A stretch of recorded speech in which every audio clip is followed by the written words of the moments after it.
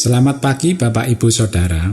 Syukur kepada Tuhan kita dapat bertemu kembali dalam sapaan dan renungan pagi GKI Salatiga pada hari ini, Selasa 4 April 2023 bersama saya Budi.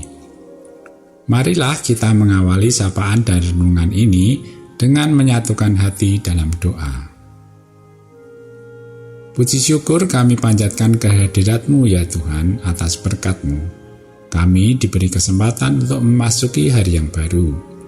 Kami akan merenungkan firman-Mu, kiranya Roh Kudus menolong kami memahami dan melakukannya di dalam kehidupan kami. Di dalam nama Tuhan Yesus kami berdoa. Amin. Tema renungan pagi ini adalah Kristus sebagai penghubung.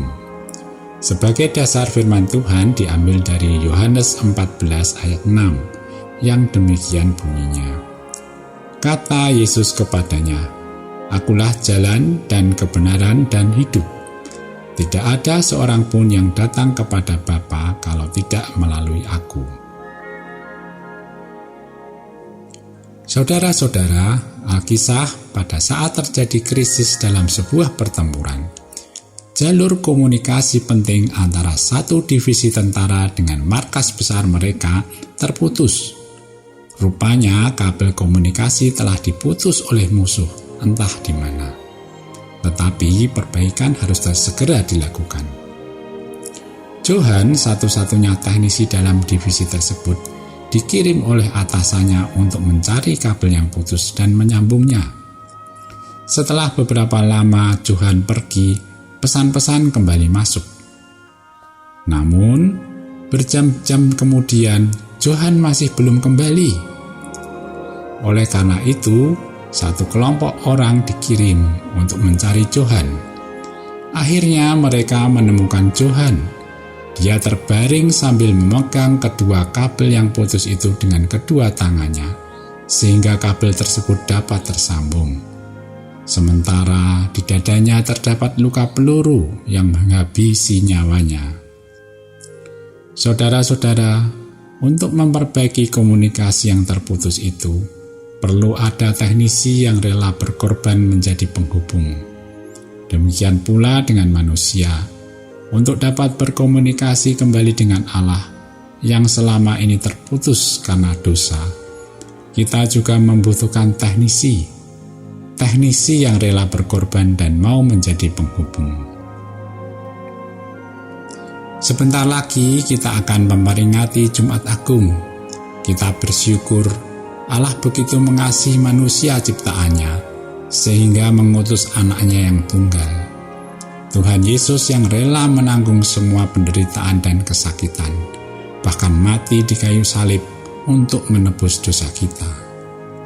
Agar kita kembali memiliki jalur komunikasi dengan Allah. Tuhan Yesus menjadi perantara bagi doa-doa kita kepada Allah, dan oleh pengorbanannya kita, manusia yang berdosa ini, diselamatkan. Saudara-saudara, teman-teman Johan dalam divisinya tentu sangat menghargai pengorbanan Johan. Namun, bagaimana dengan kita? Sudahkah kita menghargai pengorbanan Tuhan Yesus? Mari kita membaca kembali bersama-sama secara perlahan sambil menghayati firman Tuhan di dalam Yohanes 14 ayat 6. Demikian. Kata Yesus kepadanya, "Akulah jalan dan kebenaran dan hidup.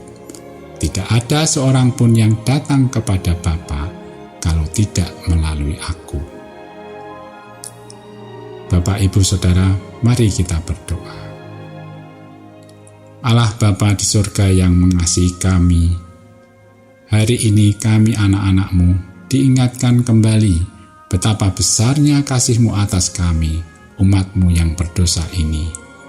Melalui pengorbanan Tuhan Yesus yang telah menderita dan mati untuk menebus dosa-dosa kami, kami dilayakkan untuk terhubung kembali dalam persekutuan dengan-Mu. Tolong dan bimbing kami, sehingga kami boleh menghargai apa yang sudah Tuhan karuniakan dengan hidup yang berkenan dan seturut kehendak-Mu. Kami serahkan hidup kami pergumulan kami ke dalam tangan-Mu. Di dalam nama Tuhan Yesus kami berdoa. Amin. Bapak, Ibu, Saudara, Tuhan memberkati kita semua.